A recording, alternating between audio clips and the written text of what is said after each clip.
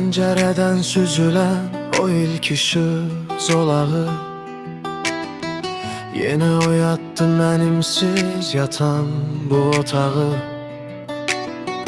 Gecənin qaranlığı çəkilib gedir sakit, amma suallar hələ də qəlbimdədir bərk-bərk.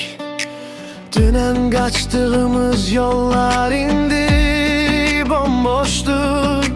Zaman mı çox sürətli, yoxsa biz mi yorulmuşuq?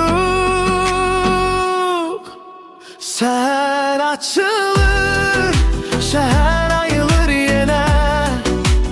Hər kəs tələsir, özgə bir mənə. Görəsən bugün nəyi dəyişəcəyi, yoxsa sadəcə dünəni təkrar edəcəyik?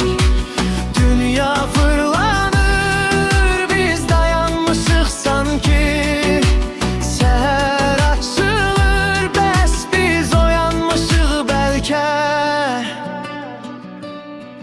Bir stəkan çayda boğulan xəyallarımız, güzgüdə baxan o yad qəribə adam bizi.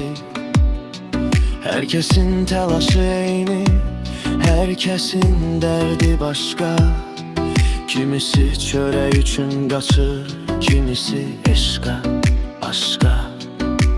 Bəs sən ey yolcu bugün hara gedirsən? Həqiqətən mi yaşayırsan, yoxsa sadəcə dözürsən?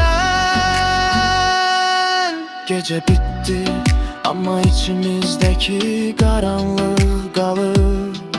Hər doğan gün bizdən bir parça alır.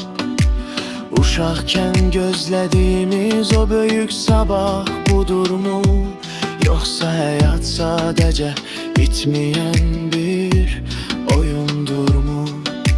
Səhər açılır, gözlərini aç, amma ruhunla gör bu dəfə. Bugün sadəcə bir tarix deyil, bugün sənin son şansındır bəlkə də. Səhər açılır,